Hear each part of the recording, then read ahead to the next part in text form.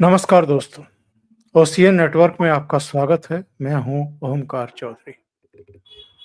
संभल और संभल के आसपास जो भी इस समय रिसर्च वर्क हो रहा है, सर्वे हो रहा है एएसआई का या जो पुरातत्व राजस्व विभाग है भारत का, उत्तर प्रदेश का, उसके जरिए भी उसमें भारत का, हिंदुओं का, सनातनियों का गौरवशाली इतिहास लगातार मिलता जा रहा है। और इससे एक बात बिल्कुल साफ हो गई है। अतीत में इस गौरवशाली इतिहास को जमीन में दफन करने की कोशिश की गई। इस पर तरह तरह से अतिक्रमण किए गए। हिंदुओं को पलायन करने के लिए विवश कर दिया गया। यहां तक कि इसके लिए उनका खून तक बहाया गया, उनको जिंदा जला दिया गया। और शायद ये दफन ही रहता यदि उत्तर प्रदेश को योगी आदित्यनाथ जैसा मुख्यमंत्री ना मिला होता। ये उनकी इच्छा शक्ति भी है, उनकी संकल्प बद्धता भी है। और जैसा कि हम सुनते हैं, प्रधानमंत्री नरेंद्र मोदी का भी और उत्तर प्रदेश के मुख्यमंत्री योगी आदित्यनाथ का भी साफ साफ कहना है कि हम अगर विकास के मोर्चे पर अपना पूरा बल लगाएंगे, पूरी ताकत लगाएंगे, और जो हमारा दायित्व है जन जन के प्रति, उनके जीवन में आमूल चूल सुधार करेंगे, उसके प्रति हम संकल्पबद्ध हैं। लेकिन जो हमारा गौरवशाली इतिहास है, जो हमारी विरासत है, उसको भी संजोने संवारने का और पुनर्स्थापित करने का, पुनर्प्रतिष्ठापित करने का हर प्रयास करेंगे। और वही हमें इस समय दिखाई दे रहा है। आज एक और बड़ी उपलब्धि हासिल हुई है। ये क्या है, इसके बारे में विस्तार से जानने के लिए, और जो अब ये बदले हुए हालात हैं, परिस्थितियां हैं, स्थितियां हैं, इनमें अब आगे का रास्ता क्या होगा, इस पर भी चर्चा करने के लिए मेरे साथ लखनऊ से सीधे जुड़ रहे हैं वरिष्ठ पत्रकार वीरेंद्र नाथ भट्ट। वीरेंद्र जी, बहुत स्वागत है। नमस्कार। वीरेंद्र जी, ये एक रानी की बावड़ी मिली है। ये कहाँ मिली है, किन स्थितियों परिस्थितियों में मिली है, और इसके क्या मतलब निकाले जाएं साहब? ये तो अभी अगर हम देखें तो संभल और संभल के आसपास ही ये शायद चंदोसी में मिली है। तो बिल्कुल अगल बगल बहुत सारी ऐसी समृद्धशाली और गौरवशाली हमारी विरासत मिल रही है, जिस पर एक दौर में कभी सबको बहुत गर्व की अनुभूति हुआ करती थी। ये किन परिस्थितियों में पाट दी गई, दबा दी गई, और अब अगर मिल रही है तो आगे क्या? पहले तो थोड़ा सा इसके बारे में दर्शकों को बता दें कि जो बावड़ी मिली है ये कहाँ मिली है और किस तरीके से मिली है। दर्शकों ने दूरदर्शन पे या टीवी चैनल में कवरेज में काफी कुछ देख लिया होगा। ज्यादा बड़ा विषय यह है कि अब जो संभल की जामा मस्जिद जिसको हरिहर मंदिर को तोड़ के बनाया गया था, वो मामला छोटा हो गया है और अब ये बात सामने आ रही है कि केवल एक मंदिर या क्रियाकूप का मामला नहीं है, बल्कि पूरी की पूरी तीर्थ नगरी मिल रही है। अब ये बहुत बड़ा एक तीर्थाटन का केंद्र था जो अब मिल रहा है। और आप अगर इतिहास पढ़िए तो यहाँ पे 12वीं सदी से यहाँ पे हमले 11वीं सदी से यहाँ पे इस्लामी हमलावरों का आक्रमण का इतिहास मिलता है। वो तुर्कों का और तैमूर लंग का। और अगर आप देखेंगे तो यही इतिहास जो है मथुरा का है, यही इतिहास काशी का है। रजिया सुल्ताना के जमाने की मस्जिद आज भी मौजूद है काशी में। यही इतिहास बदायूं का है। तो जब और ये गंगा के किनारे का इलाका है, और संभल को तो के बारे में तो पुराणों में ही इस बात का उल्लेख है कि संभल से की दूरी गंगा और रामगंगा की 3 योजन है, यानी 36 किलोमीटर है। और आज भी संभल की दूरी रामगंगा गंगा से 36 किलोमीटर है। ये दर्ज है पुराणों में। और और प्राचीन मैप में भी जो नक्शा मिला है उसमें भी 19 कूप या कुएं का उल्लेख मिलता है, और 19 के 19 कूप मिल गए हैं। तो जो बावड़ी मिली है, ये केवल उसी की दिशा में एक और नया कदम, एक और नई डिस्कवरी है।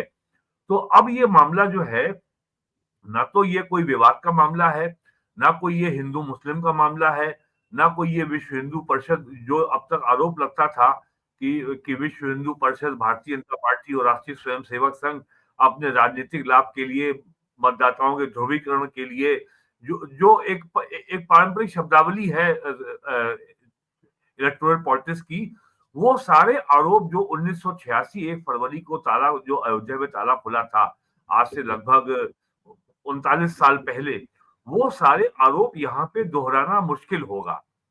और आप देख रहे होंगे कि कांग्रेस और समाजवादी पार्टी, बहुजन समाज पार्टी के जो भी बयान संभल को लेके आ रहे हैं, वो केवल 24 नवंबर को जो पत्थरबाजी हुई थी सर्वे के दौरान, और उस क्लैश में जो 5 लोगों की जान गई थी, उसके संबंध में आ रहे हैं। अखिलेश यादव यहाँ तक आरोप लगा रहे हैं कि संभल के डीएम और एसपी ने षड्यंत्र करके दंगा कराया। हालांकि ये आरोप बड़ा हास्यास्पद है। तो अब असली मुद्दा ये है कि अब जो है, यहाँ पे तो पूरी एक तीर्थ नगरी मिल रही है। और इसमें मुझे कोई भी आशंका अब नहीं है, और यह मेरा पूरा विश्वास है कि अब संभल से ही हिंदू पुनर्जागरण का एक्सप्रेसवे तैयार हो रहा है। और ये जन सामान्य जुड़ रहा है इससे। और इसको, जैसा कि अयोध्या के बारे में कहा जाता था कि ये तो ब्राह्मणवादियों की साजिश है, ये तो मनुवादियों की साजिश है, ये तो सवर्णों का पूरा आंदोलन है, और इसका पिछड़ों से क्या लेना देना, इसका दलितों से क्या लेना देना।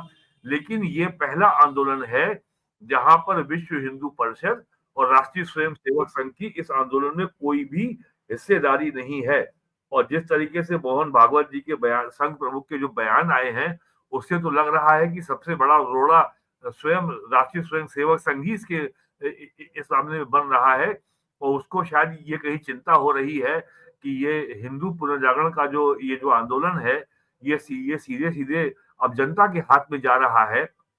और स्थानीय स्तर पर धार्मिक नेता और वकील मिलकर के इसको, आंदोलन को चला रहे हैं, और उसकी इस आंदोलन के संचालन में कोई भूमिका नहीं है। और मोहन भागवत जी के बयान तो लगातार इस तरीके के आए हैं। उन्होंने इसके पहले भी कहा था कि हर मस्जिद के नीचे शिवलिंग खोजने की आवश्यकता नहीं है। और आज तो विश्व हिंदू परिषद का भी लगभग उसी शैली में बयान आ गया है, जो कल तक बयान, जो अभी थर्सडे को बयान मोहन भागवत जी का था। तो ये जो कुछ हो रहा है संभल में, चंदौसी में, यही स्थिति है मथुरा में। सैकड़ों मंदिर और तमाम जो है, जो आर्कियोलॉजिकल और पौराणिक महत्व के और धार्मिक महत्व के जो भवन हैं, जो नष्ट कर दिए गए पिछले 1000 सालों में। लेकिन यदि उनका एक्सकवेशन हो, खुदाई हो और आर्कियोलॉजिकल सर्वे हो, जो पुरातत्व विभाग का अगर सर्वे हो, सर्वेक्षण हो, तो बहुत सारी जो है बेशकीमती जो हमारी जो आर्कियोलॉजिकल विरासत है, वो आपको मथुरा में, काशी में, और संभल में, चंदौसी में, बदायूं में, या जो भी इलाका गंगा के किनारे का है, वो पूरा क्षेत्र, उत्तर प्रदेश में हो, बिहार में हो, झारखंड में हो, बंगाल में हो, वो पौराणिक, धार्मिक, आध्यात्मिक महत्व का है। जैसे कि बंगाल में जहाँ पे गंगा नदी बंगाल की खाड़ी में मिलती है, उसका नाम गंगा सागर है। तो वो एक जमाने में बहुत बड़ा तीर्थ स्थल था। लेकिन अब उसको पिछले 1000 सालों के इस्लामी हमलों में, वो लगभग वहां पे बहुत बड़ा विष्णु मंदिर था, वो सब चीजें अब सब ध्वस्त हो चुकी हैं। कुछ उनके अवशेष मिलते हैं। लेकिन आपको गंगा सागर में आप अगर जाएं, तो आपको लगेगा ही नहीं कि आप किसी तीर्थ स्थल पे आए हैं। तो वही आज संभल में हो रहा है। आज हम लोग बड़े सौभाग्यशाली हैं कि हम लोगों को ये सब चीजें देखने को मिल रही हैं। जो भारत का और का जो गौरवशाली अतीत है, वो हमारे ही प्रदेश में है, वो आज हमको देखने को मिल रहा है। इससे सबसे बड़ी बात ये होने जा रही है कि जो संभल के सिविल जज सीनियर डिवीजन ने जो संभल की जामा मस्जिद का जो सर्वे का आदेश दिया था, जो सर्वे हो भी चुका है और उसमें हिंदू पक्ष की ओर से दावा किया गया है कि यहाँ पे हरिहर मंदिर था, कल्की मंदिर था, उसको तोड़ के यहाँ पे जो है मस्जिद बनाई गई है। उस इस वाले मुकदमे के ऊपर ये सब जो चीजें निकल रही हैं संभल में, जो कूप मिल रहे हैं, जो पुराने मंदिर मिल रहे हैं, जो बावड़ी मिल रही है, इस सबका उस मुकदमे पे बहुत गहरा असर पड़ेगा। और यहाँ आपको बताना आवश्यक है कि आज से लगभग 6 महीने पहले प्रधानमंत्री संभल गए थे और जो आचार्य प्रमोद कृष्णन जो कल तक कांग्रेस के नेता थे, तो उन्होंने कालकी मंदिर का उन्होंने शिलान्यास किया था प्रधानमंत्री ने। और अखिलेश यादव के जमाने में भी उस मंदिर को के निर्माण का काम हो रहा था, लेकिन उस समय जो समाजवादी पार्टी के एमपी थे शफीकुर रहमान बर्क, उनके कहने और अखिलेश यादव ने उनके कहने पर मंदिर के निर्माण का काम रुकवा दिया था। आज उन्हीं शफीकुर रहमान बर्क के पोते ग्रैंडसन जियाउर रहमान वहां के सांसद हैं और अब वो बिजली चोरी के आरोपों में घिरे हैं, अवैध निर्माण के आरोप में घिरे हैं। उनके ऊपर पावर कॉर्पोरेशन ने 1 करोड़ 92 लाख का बिल भी उनको भेजा है और उनके खिलाफ गंभीर धाराओं में मुकदमे भी दर्ज है। नंगा भड़काने का उनके ऊपर आरोप है। उनके पिताजी के ऊपर भी गंभीर धाराओं में मुकदमे हैं, उनके ऊपर भी आरोप है और वो भी अब जेल जा सकते हैं। तो ये बहुत ही जो घटनाक्रम हुआ है, ये बहुत ही सुखद है और बहुत ही चौंकाने वाला है कि इतनी बड़ी ये मैं ये मैं दर्शकों को दिखा भी दूं जिसकी चर्चा आप कर रहे हैं। हाँ, सांसद वर्ग के खिलाफ बिजली चोरी मामले में तेज हुआ एक्शन, 15 दिन का नोटिस, 101 करोड़ 91 लाख रुपए का नहीं, 1 करोड़ 91 लाख, जुर्माना, 1 करोड़ एक इक्यानवे करोड़ लाख, 91 91 लाख। लाख का जुर्माना इन पर लगा है। हाँ, बिजली चोरी कर रहे थे, मीटर भी अब लगा है, मीटर भी नहीं था, कई एसी चला रहे थे। ऐसे ऐसे जनप्रतिनिधि अब हमारे चुन करके आ रहे हैं साहब। हम्म। जी, अपनी बात आगे बढ़ाइए। ये सब दौर ये सामने आ रहा है कि पिछले मेरे पास तो संभल के दंगों का पूरा इतिहास है 1976 से लेके अब तक का। और ये जो वहां से इस समय विधायक हैं इकबाल महमूद, उनके पिताजी भी दंगे के आरोपी हैं। और एक जो नाम आता है मंजर शफी का, ये मंजर शफी 1978 में अलीगढ़ मुस्लिम यूनिवर्सिटी का बड़ा छात्र नेता था और ये बहुत कट्टरवादी उस समय था। और एक जो कट्टरवादी जो छात्रों का संगठन मुसलमानों का है Simmi, student Islamic movement of India, जिसको सन 2002 में जब राजनाथ सिंह यूपी के मुख्यमंत्री थे तब उसको बैन किया गया था और ये उसका नेता था। अब पता नहीं मुझे उसकी वर्तमान स्थिति मुझे नहीं पता है। और 2003 से 2007 के बीच में जब मुलायम सिंह यादव मुख्यमंत्री थे, तब सिम्मी का एक नेता था जो गंभीर धाराओं में जिसका कन्विक्शन हुआ था, वो जेल में बंद था। उसका नाम था शाहिद बद्र फलाही, वो आजमगढ़ का था।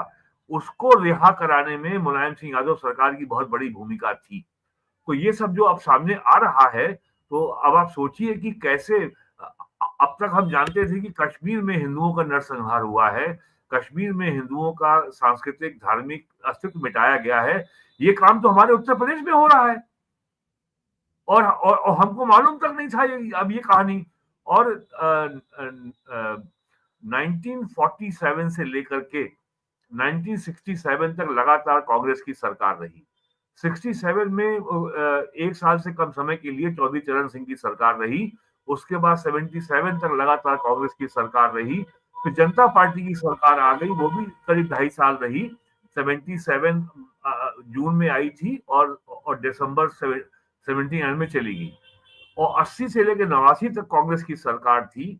89 से 91 तक सरकार थी जनता दल की, मुलायम सिंह यादव मुख्यमंत्री थे।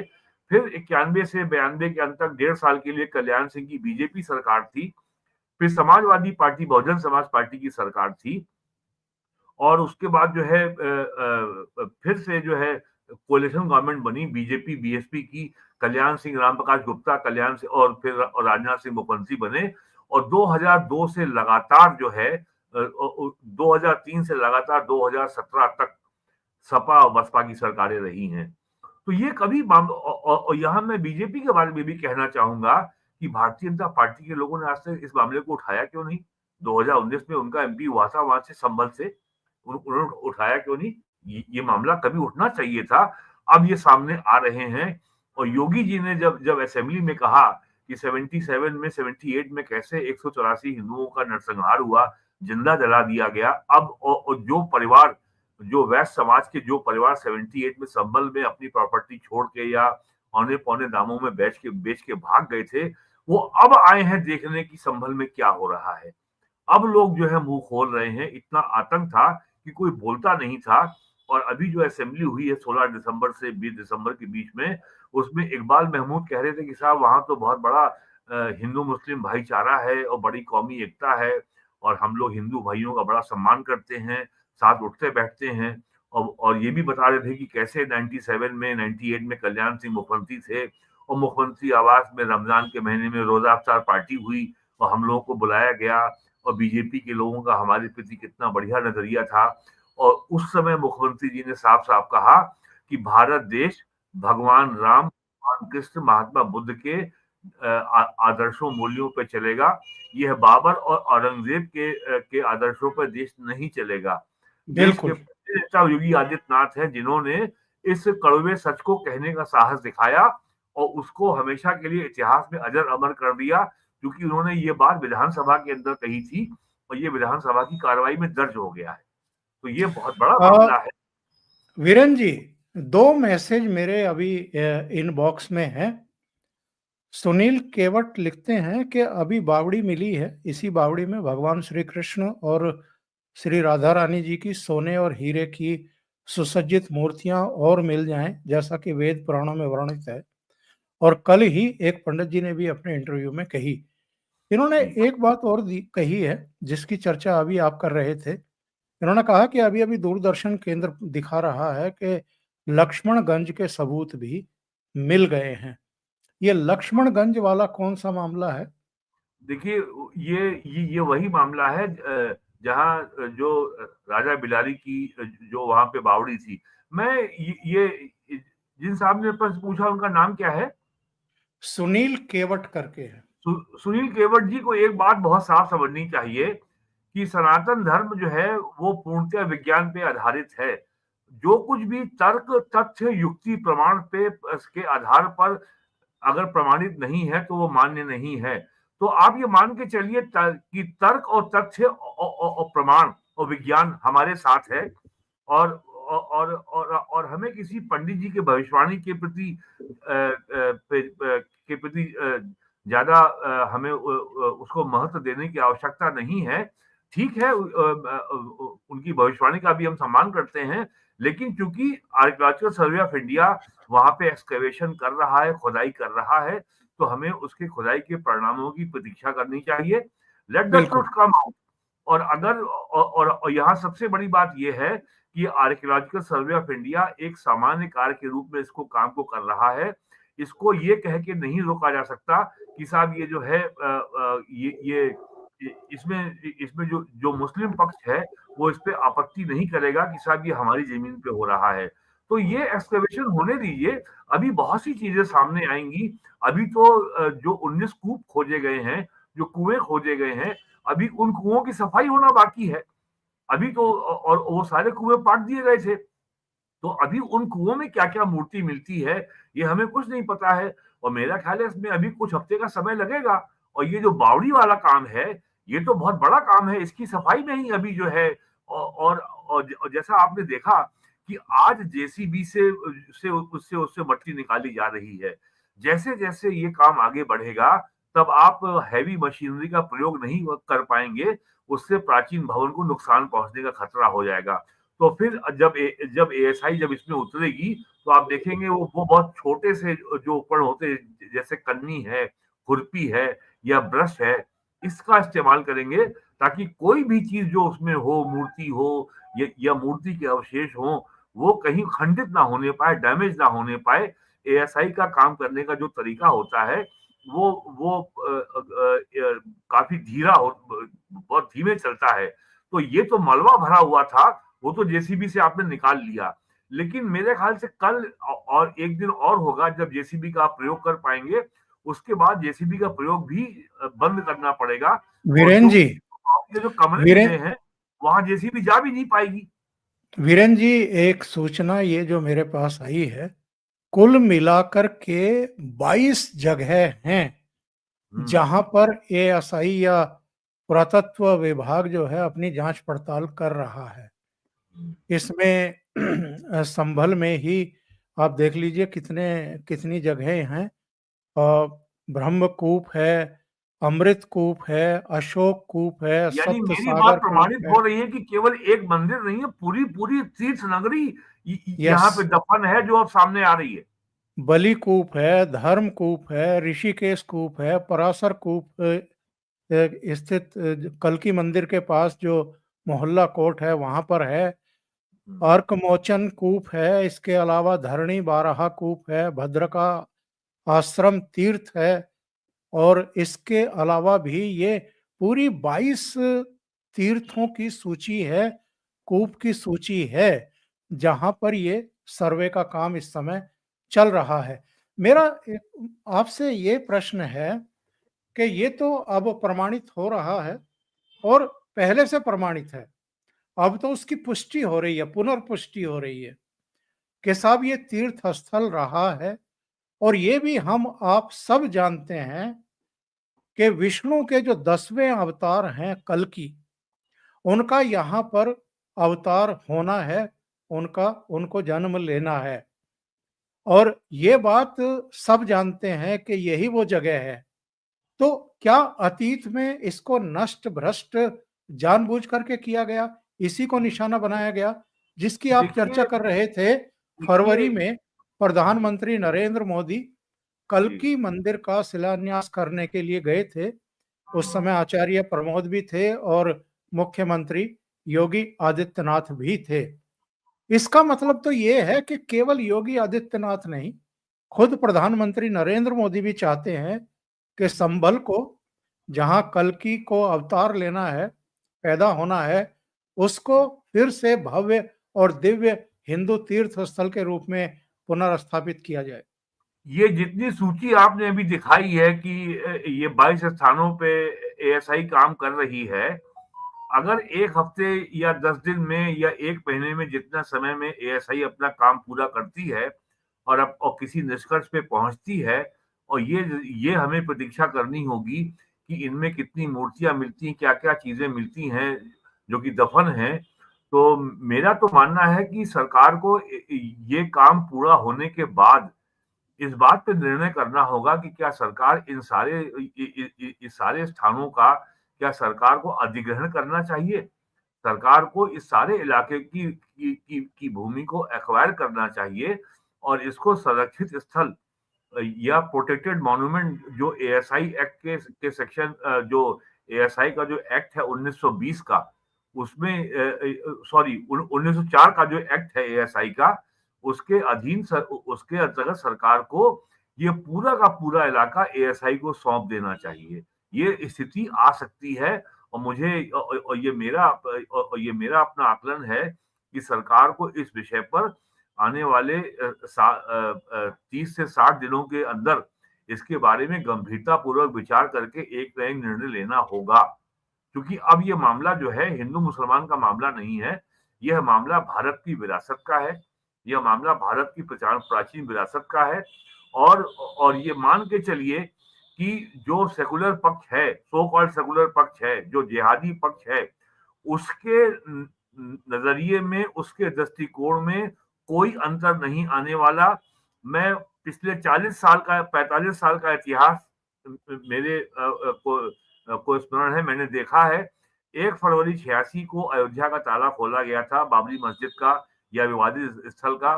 तब से लेके आज तक जो तर्क दोहराए जाते थे, बस केवल एक अंतर ये आया है कि अब जो है 1991 का जो प्लेसेस ऑफ वर्शिप एक्ट है, उसका बहुत ज्यादा हवाला दिया जा रहा है।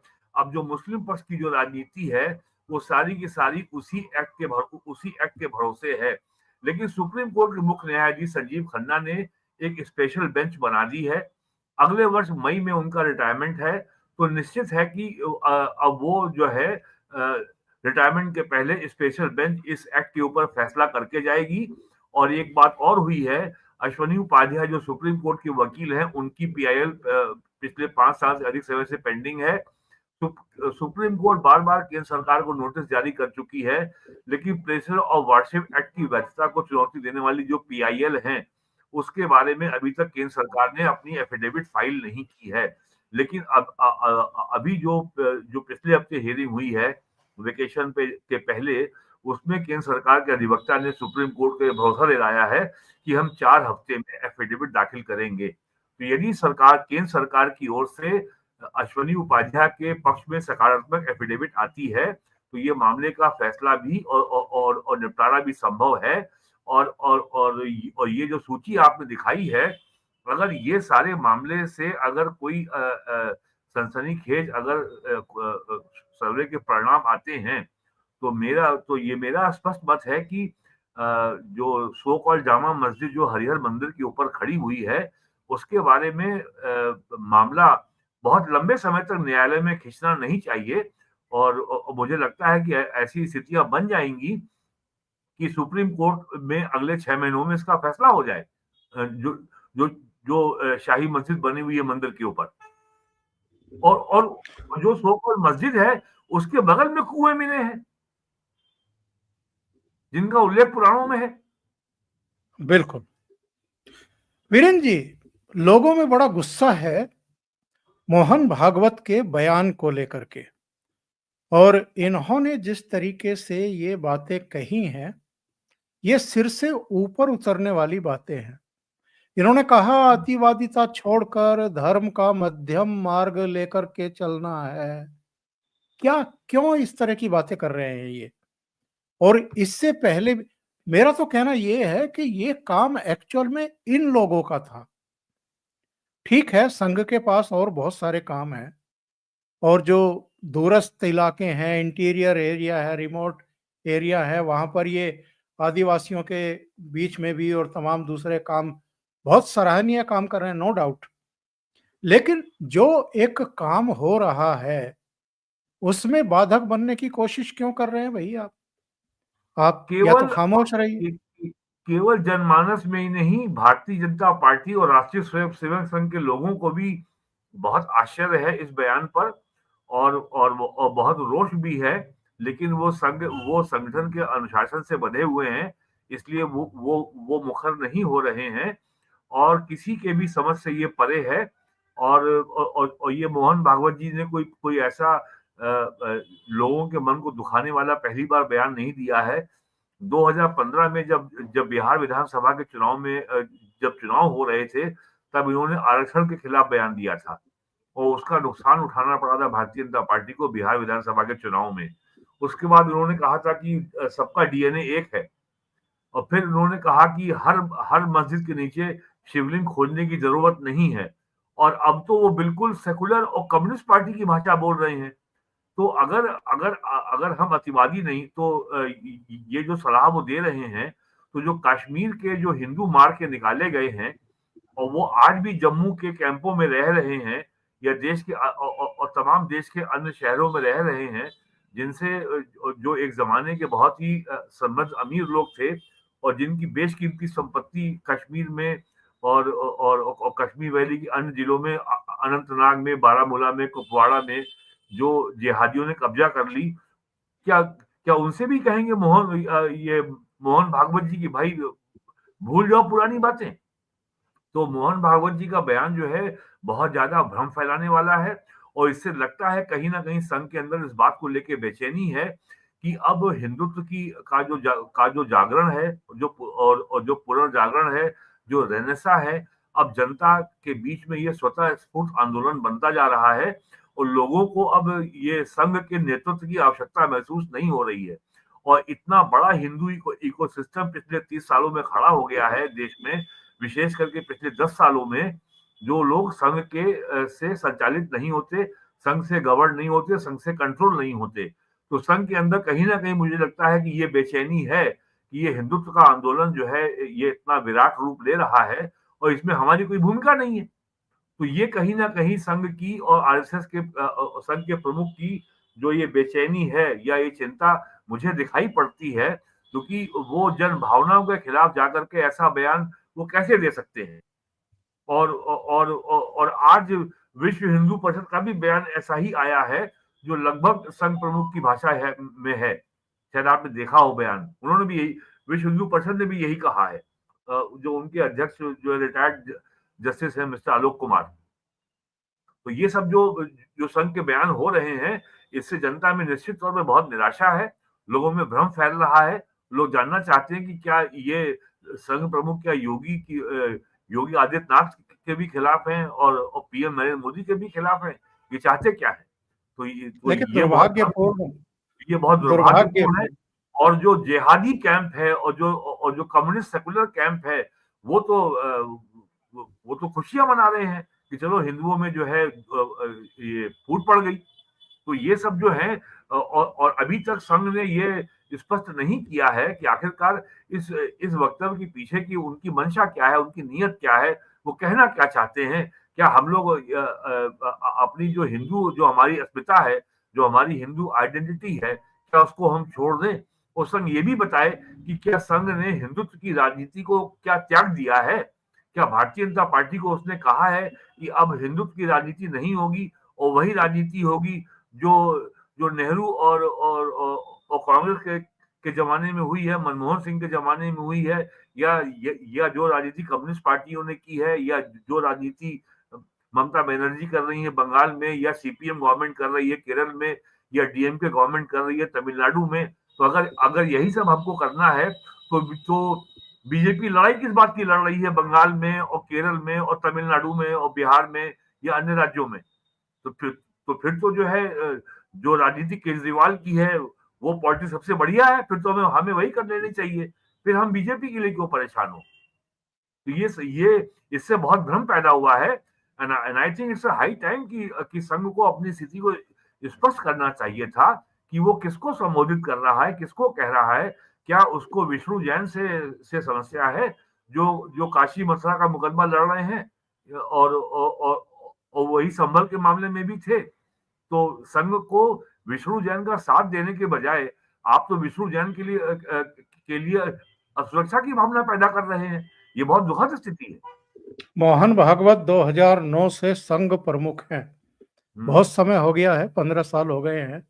अब इनको विश्राम की आवश्यकता है। मुझे लगता है किसी और को आकर के संघ को टेक ओवर नहीं, करना संघ अब उनका प्रमुख कौन होगा ये संघ तय करेगा, जो उनकी प्रतिनिधि सभा तय करेगी। इसके बारे में हम कुछ टिप्पणी हम नहीं करेंगे, लेकिन संघ को कम से कम ये तो स्पष्ट करना चाहिए कि ये जो बयान आया है संघ प्रमुख का, इसका संदर्भ क्या है, इसका उद्देश्य क्या है, वो हिंदुओं को क्या संदेश दे रहे हैं। जो लोग जो है काशी और मथुरा और संभल में और बदायूं में और भोजशाला मध्य प्रदेश में, अजमेर की दरगाह में, कोटा में और अजमेर में जो 2.5 दिन का झोपड़ा है, जो संस्कृत की पाठशाला को छोड़कर मस्जिद बनाई गई है, इन सारे जो एक्टिविस्ट हैं, ये सारे के सारे लोग संघ के कार्यकर्ता, संघ के स्वयंसेवक नहीं हैं। तो क्या संघ प्रमुख कह रहे हैं कि क्या हिंदू सारे अपने जो उनके मंदिर तोड़ के मस्जिद बनाई गई है, क्या उससे दावा अपना वापस ले लें? वो साफ कहें तो मतलब तो ये जो बयान जो है जिससे भ्रम फैलता है, मुझे बड़े ये मेरा कहना है कि इतने शीर्ष पदों पर बैठे हुए लोगों को अपना बयान देते समय ये ध्यान रखना चाहिए कि जनता में भ्रम और बेचैनी न फैले और जनता को स्पष्ट संदेश मिले। इस बात का प्रयास करना चाहिए जो लोग बहुत जिम्मेदार पदों पर बैठे हैं। वीरेन जी, बहुत बहुत धन्यवाद जुड़ने के लिए, ओशियन नेटवर्क के लिए समय निकालने के लिए और बहुत ही महत्वपूर्ण मुद्दे पर चर्चा करने के लिए। Thank you so much. नमस्कार। नमस्कार।